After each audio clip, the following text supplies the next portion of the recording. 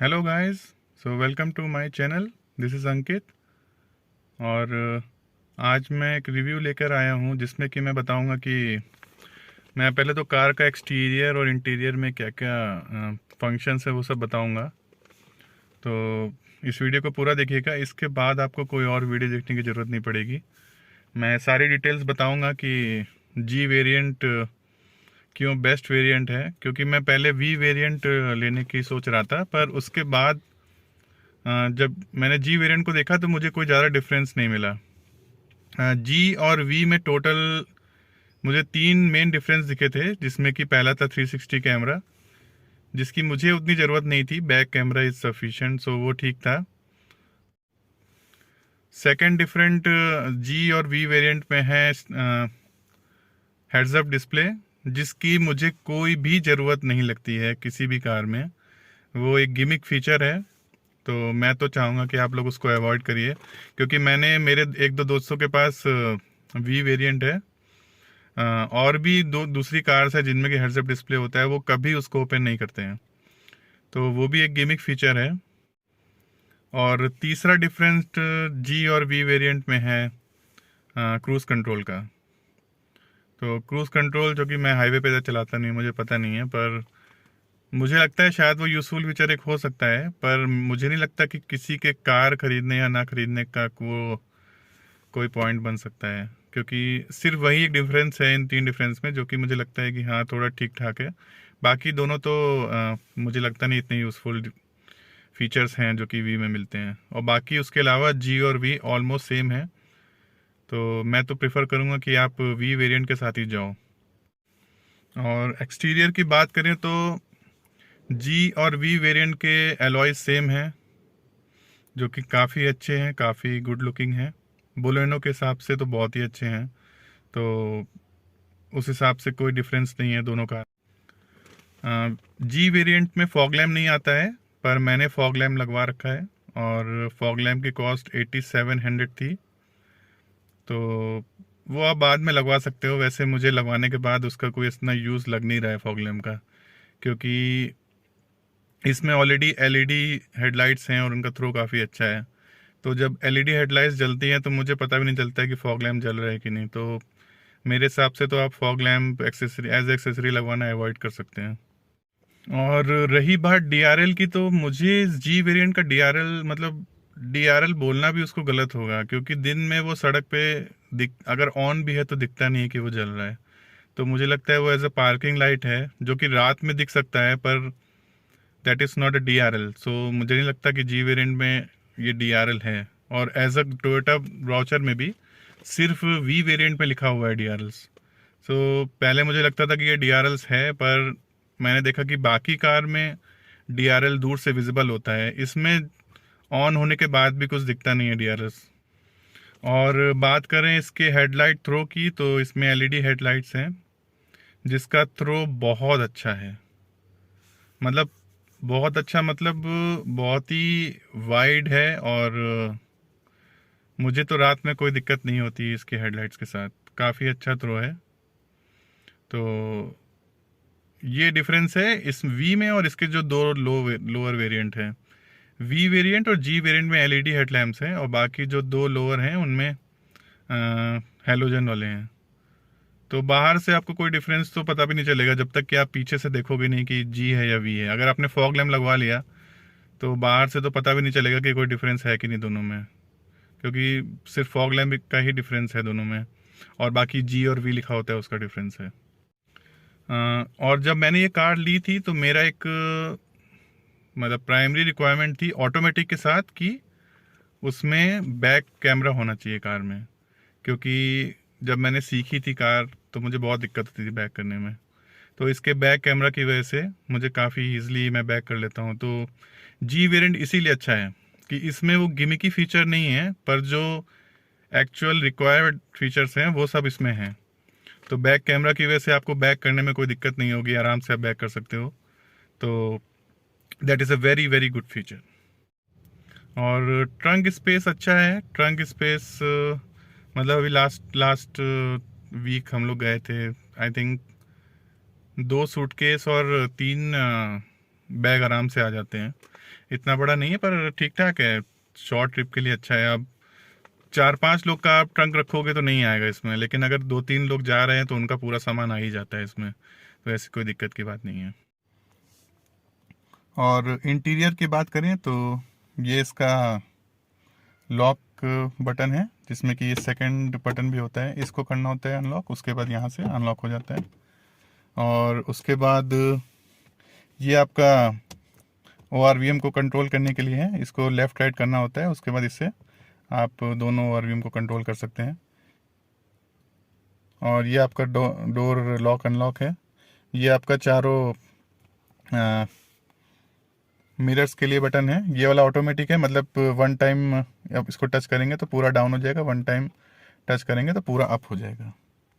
ये इसका instrument cluster है जो कि काफ़ी सोबर है, ज़्यादा कुछ इसमें बहुत ज़्यादा कुछ कह सकते हैं शोबाजी नहीं है, पर जितना भी रिक्वायरमेंट है वो सब सारा इसमें है। तो करंटली मुझे 14.4 का एवरेज मिल रहा है, वो 14 पर ही अटका हुआ है, 14 के ऊपर बढ़ नहीं रहा है, तो पता नहीं और कैसे बढ़ेगा।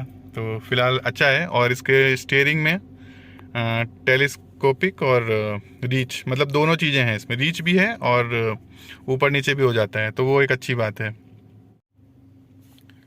इसका स्क्रीन भी अच्छा है, 7 इंच का है, और टच रिस्पॉन्स इसका अच्छा है। और एसी भी इसका अच्छा है, एसी का लुक भी काफ़ी अच्छा है। आजकल आई थिंक ब्रेजा में भी यही आ रहा है, जो अभी नई वाली ब्रेजा आई है, और बुलेनो में, ग्लांजा में, सब में सेम ही है। तो लुक वाइज ये काफ़ी अच्छा है। और उसके नीचे यहाँ पर इसको मैं हटा देता हूँ, तो उसके नीचे यहाँ पर एक आपका 12 वॉट का चार्जर है, और एक यहाँ से आपका एंड्रॉयड ऑटो के लिए आपको एज ए USB कनेक्ट करना पड़ता है। जो आपको एंड्रॉयड ऑटो है वो आपका वायरलेस नहीं है, उसके लिए आपको ये वायर चाहिए होता है। और ये आपका ऑटोमेटिक का गियर नॉब है, तो अभी ये न्यूट्रल पर है, देखेंगे तो इसमें ये लाइट जलती है जिस भी गियर पे आप रखोगे। ये देखिए ड्राइव पे है तो यहाँ पे लाइट जल जाएगी, और अगर रिवर्स करेंगे तो रिवर्स की जल जाएगी, और ये रिवर्स कैमरा ऑन हो जाएगा, जो कि जिसकी क्वालिटी अच्छी है, मुझे तो अच्छी लगी। और अभी सीट कवर्स इसके अवेलेबल नहीं है, क्योंकि इसमें 6 एयरबैग आते हैं, तो कवर नहीं है, तो सीट काफ़ी गंदी हो रही थी, तो मैंने अमेज़न से एज ए सोफ़ा का जो कवर होता है वो मंगा लिया है। तो वहीं आगे और पीछे सब लगा लिया है मैंने, जिससे कि कम से कम कुछ तो सेफ्टी रहे। अदरवाइज़ सीट तो बहुत ही ख़राब हो जाएंगी, जो कि कोई बाहर ही बैठता है तो, या कीचड़ से हम ही बैठते हैं तो बहुत ख़राब हो जाती हैं सीट्स।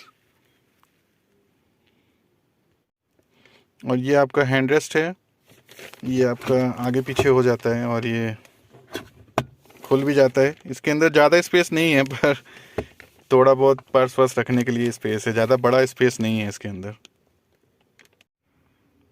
और ये आपका day and night rear view mirror है, तो ऐसा करने से ये डे हो जाता है, ऐसा करने से नाइट हो जाता है। और यहाँ पर ये 2 लाइट्स दे रखी हैं जिनकी क्वालिटी ठीक है, रात में सही है, विजिबिलिटी सही रहती है। और ऐसी ही एक लाइट यहाँ पर भी दे रखी है, तो इसकी भी क्वालिटी सही है।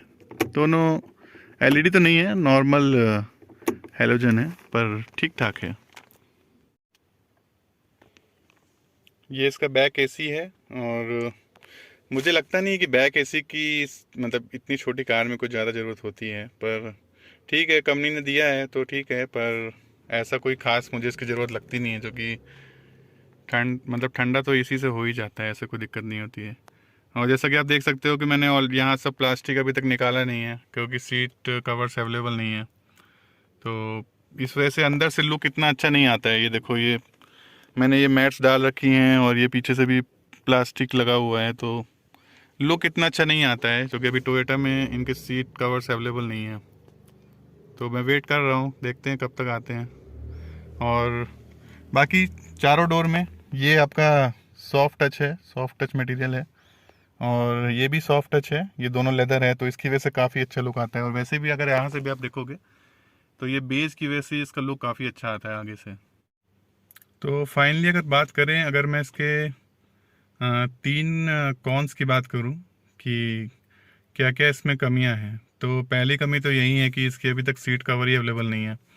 सीट कवर मैंने एक्सेसरी वाले से बात की है, वो बोला है 49,000 के सीट कवर्स हैं, बताइए। और बुलेनो का सीट कवर आई थिंक 7,000 का है, उनका ऑलरेडी आ चुका है और सेम ये बुलेनो की तरह ही है।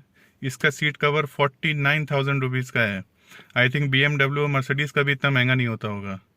तो वो सीट कवर ना होना भी इसकी एक बहुत बड़ी डिसएडवांटेज है, क्योंकि नई होते हुए भी अंदर से उतनी नई लगती नहीं है ये देखिए सब पन्नी चढ़ी हुई है, तो मज़ा नहीं आता है। जो सीट कवर्स में मज़ा आता है ना, वो इसमें आता नहीं है अभी तक। और दूसरी कमी मैं बोलूँगा इसका डैशबोर्ड का लुक, क्योंकि अगर आप i10 का अगर आप डैशबोर्ड का लुक देखोगे ना, तो वो इससे अच्छा है, क्योंकि उसका स्क्रीन बड़ा है और कॉन्टीन्यूस वो स्क्रीन उसके इंस्ट्रूमेंट क्लस्टर तक जाता है, जो कि आपने ऑलरेडी देखा ही होगा अगर आप कार को सर्च कर रहे होगे तो ओवरऑल देखा जाए तो लुक अच्छा है। लेकिन अगर i10 तो इससे सस्ती कार है और उसके बाद भी उसका डैशबोर्ड का लुक इससे अच्छा है। और तीसरी जो इसकी कमी है वो इसकी है low ground clearance, I think it's 170। तो थोड़ा बहुत देख के चलाना पड़ता है, अगर कोई गड्ढा है या रोड ख़राब है तो आप उतनी तेज़ नहीं निकाल सकते वहाँ से, जितनी तेज़ी से आप किसी एसयूवी को निकाल सकते हो या पंच को भी निकाल सकते हो। पंच का भी ग्राउंड क्लियरेंस अच्छा है, पर इसका थोड़ा कम है, तो थोड़ा संभाल के चलाना पड़ता है। और अगर बात करें इसकी 3 एडवांटेजेस की, तो पहली तो है इसका साइलेंट इंजन। इसका इंजन बहुत साइलेंट है और कैबिन में नॉइज़ बहुत कम है। और मेरे साथ जो को पैसेंजर भी मेरे साथ बैठे हैं वो भी ये चीज़ को बोलते हैं कि अगर गाना बंद भी कर दो उसके बाद भी बाहर की वॉइस बहुत कम आती है अंदर। तो ये इसका बहुत बड़ा एक एडवांटेज है। इसका दूसरा एडवांटेज है इसके लुक्स। हालांकि ये है बुलेनो का ही एक वर्ज़न है, लेकिन आगे से जैसा टोयोटा ने चेंज कर दिया है ना, तो उसकी वजह से इसका लुक्स बहुत ही एग्रेसिव हो गया है। तो इसके लुक्स बहुत अच्छे हैं और एलॉयज़ ख़ास तौर से वी और जी वेरिएंट पे जो एलॉयज़ हैं उसके साथ तो इसके लुक्स बहुत ही अच्छे लगते हैं। तो वो भी एक इसकी एडवांटेज है। और तीसरी इसकी एडवांटेज है इसके सिक्योरिटी फीचर्स। हालांकि इसकी भी सेफ्टी रेटिंग आई नहीं है और ज़्यादा मुझे उम्मीद भी नहीं है कि सेफ्टी रेटिंग इसकी बहुत हाई होगी, क्योंकि वो बिल्ड क्वालिटी तो नहीं है जो टाटा में होती है। और बोलेनो की या ग्लांजा की जो पहले भी ओल्ड वेरिएंट थे उनमें इतनी कोई बिल्ड क्वालिटी थी नहीं। लेकिन इसके जो सिक्योरिटी फीचर्स हैं, स्पेसिफिकली 6 एयर बैग इसमें दिए हुए हैं जी और वी वेरिएंट में, बाकी 2 लोअर वेरिएंट में 2 ही एयर बैग हैं।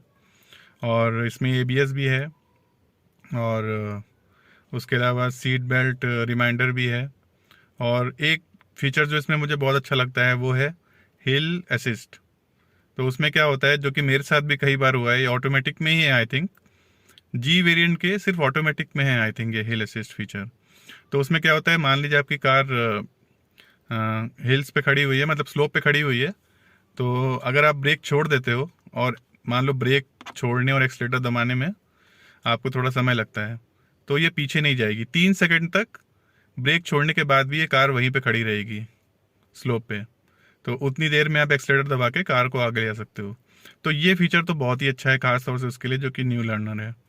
तो कम से कम कार पीछे नहीं जाएगी, तो आप काफ़ी एक मेजर एक्सीडेंट से बच सकते हो। और कार के कुछ एक्स्ट्रा फीचर्स की बात करूँ जो कि शायद आपको ज़्यादा वीडियोस में दिखते नहीं होंगे, तो इस कार में एम्बियंट लाइट्स भी हैं, जो कि मतलब ब्रेक साइड पे और को पैसेंजर जहाँ पे पैर रखता है उस साइड भी है। तो रात में वो एम्बियंस लाइट बहुत अच्छी लगती हैं। और उसके अलावा इसमें पडल लाइट्स भी हैं आगे के दोनों डोर्स पे। तो जैसे आप रात में लाइट खोलते हो तो जो लाइट है डोर की, मतलब डोर में एक लाइट लगी हुई है, वो रोड पर पड़ती है, तो उससे आप इजीली उतर सकते हो। आप देख सकते हो कि आप जहाँ पर उतर रहे हो वहाँ पर कुछ कीचड़ या कुछ ऐसा तो नहीं है। तो ये चीज़ें कुछ एक्स्ट्रा दी हैं जो कि थोड़ा प्रीमियम बना देती हैं इस कार को। तो ये भी मैं आपको बताना चाहता था, मैं भूल गया था। मैंने पूरा वीडियो एंड कर दिया था, उसके बाद जब मैंने डोर खोला तो मैंने कहा ये चीज़ भी एक बार अपने व्यूअर्स को बतानी चाहिए कि ये भी इस कार में जी वेरिएंट में ऑफ़र होती है। जी और वी में तो होगी, अब मुझे पता नहीं लोअर्स में है कि नहीं ये चीज़। तो ठीक है, ये भी एक पॉइंट है जिसको आप नोट कर सकते हो, अच्छी चीज़ है ये। तो आई थिंक मैंने सारे फीचर्स को कवर कर ही लिया है कि जो जो मुझे फील होते हैं, और इस कार में क्या क्या है, क्या क्या डिसएडवांटेज है, क्या क्या एडवांटेज है, मैंने आपको बता ही दिया है। तो इससे आप डिसाइड कर सकते हो, ये आपको डिसाइड करना होगा कि आपको कौन सा फीचर चाहिए अपनी कार में। आपको अगर ग्राउंड क्लियरेंस चाहिए तो आपको इस कार के साथ नहीं जाना चाहिए। मेरा मेन रिक्वायरमेंट जो था वो था ऑटोमेटिक और बैक कैमरा और स्क्रीन, टच स्क्रीन। क्योंकि बैक कैमरा है तो टच स्क्रीन तो होना ही चाहिए, उसके बिना आप देखोगे कैसे। तो मेरा ये रिक्वायरमेंट था, तो उसमें ये फिट बैठ रही थी, बजट में बैठ रही थी, तो मैंने इसको प्रेफर किया। अगर आपकी रिक्वायरमेंट कुछ अलग है तो आप मुझे कमेंट सेक्शन में बता सकते हो, क्योंकि मैंने इस कार को लेने के लिए कम से कम 1 साल या 1.5 साल की रिसर्च करी है। इसके पहले मैंने पंच भी बुक करी थी, पर पंच में इशू ये था कि उसमें सिंगल लॉक था, उसमें डबल लॉक नहीं था। तो कोई भी अगर बच्चा बैठा हुआ है तो वो एक एक क्लिक से उस कार के डोर को खोल सकता था, चलती कार से। वो आप पंच के बाकी वीडियोस में भी देख सकते हो। पंच के काफ़ी वीडियोस पड़े हुए हैं जिसमें कि ओनर्स ने ही ये चीज़ बताई है कि उसकी वजह से उनको बहुत दिक्कत हो रही है। तो उन्हीं के वीडियोस देख के मैंने पंच कैंसिल करी थी और उसके बाद ग्लांजा बुक करी थी, क्योंकि ये मेरी रिक्वायरमेंट में खड़ी उतर रही थी और बजट उस बजट में आ रही थी जितना मैं चाहता था। और आपको भी ये देखना होगा कि जो जो मैंने बताए हैं पॉइंट्स, अगर आपको वो पॉइंट चाहिए तब तो ग्लांजा आपके लिए ठीक है, अगर नहीं है तो आप अपनी रिक्वायरमेंट के हिसाब से अपने लिए कार को चूज़ करिएगा। तो फिलहाल अभी इस वीडियो के लिए तो मैं इतना ही यहीं पे एंड करता हूँ। नेक्स्ट वीडियो में मैंने कुछ और एक्स्ट्रा चीज़ें खरीदी हैं, जैसे कि मैंने एक टायर इन्फ्लेटर ख़रीदा है गो मैकेनिक का, उसका भी एक रिव्यू दूंगा कि वो कैसा काम कर रहा है। फिलहाल मैंने उसको 1-2 बार यूज़ किया है, ठीक ठाक काम कर रहा है। अभी एक दो बार यूज़ करके मैं उसका भी एक रिव्यू डालूंगा। तो आप मेरे सारे वीडियोस देखने के लिए मेरे चैनल को सब्सक्राइब जरूर कर लीजिएगा। Okay, till then, good bye, take care.